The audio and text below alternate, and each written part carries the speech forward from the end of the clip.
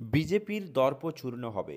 নন্দীগ্রাম দিবসে লাল সন্ত্রাসের কথা মনে করিয়ে হুঁশিয়ারি দিলেন অভিষেক বন্দ্যোপাধ্যায়। সিঙ্গুর নন্দীগ্রামের আন্দোলনের এই রাজ্যে তৎকালীন বাম শাসনের অবসানকে ত্বরান্বিত করেছিল। সেই সব রক্তাক্ত দিনের কথা ভোলেনি কেউ। আজ নন্দীগ্রাম দিবসে সিপিএম জমানার সেই লাল সন্ত্রাসকে মনে করিয়ে বিজেপির প্রতি কড়া বার্তা দিলেন তৃণমূলের সাংসদ তথা সর্বভারতীয় সাধারণ সম্পাদক অভিষেক বন্দ্যোপাধ্যায়।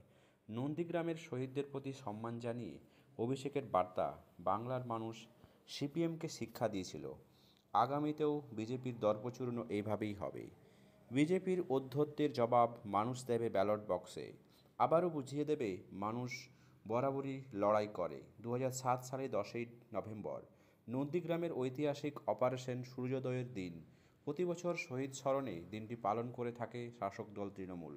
অন্যদিকে শাসক শিবির ত্যাগ করার পরেও নন্দীগ্রামে আজকের দিনটি উদযাপন করে বিজেপির বিরোধী দলনেতা শুভেন্দু অধিকারী উদ্যোগে 2007 সালে বাম জমানার বিরুদ্ধে মমতা বন্দ্যোপাধ্যায়ের দলের সৈনিক ছিলেন শুভেন্দুও। তাই তিনিও নিজের এলাকায় ফি বছর এই দিনটি স্মরণ অনুষ্ঠান করেন। এই বছরও তার ব্যতিক্রম হয়নি। তবে 10ই নভেম্বর স্মরণে রেখে সকলেই এক্স হ্যান্ডেলে পোস্ট করেছেন রাজ্যের মুখ্যমন্ত্রী তথা তৎকালীন বিরোধী দলনেতা মমতা বন্দ্যোপাধ্যায়। নন্দীগ্রামের সকল শহীদকে শ্রদ্ধা জানিয়েছেন তিনি। আর নন্দীগ্রাম দিবসে সামনে রেখে এবার বিজেপির বিরোধিতার সুর আরও চড়ালেন দলের সর্বভারতীয় সাধারণ সম্পাদক অভিষেক বন্দ্যোপাধ্যায়। এক্স হ্যান্ডেলে তার পোস্ট 2007 সালের এই দিনে সিপিএমের বর্বরচিত অত্যাচারের বিরুদ্ধে গর্জে উঠেছিল।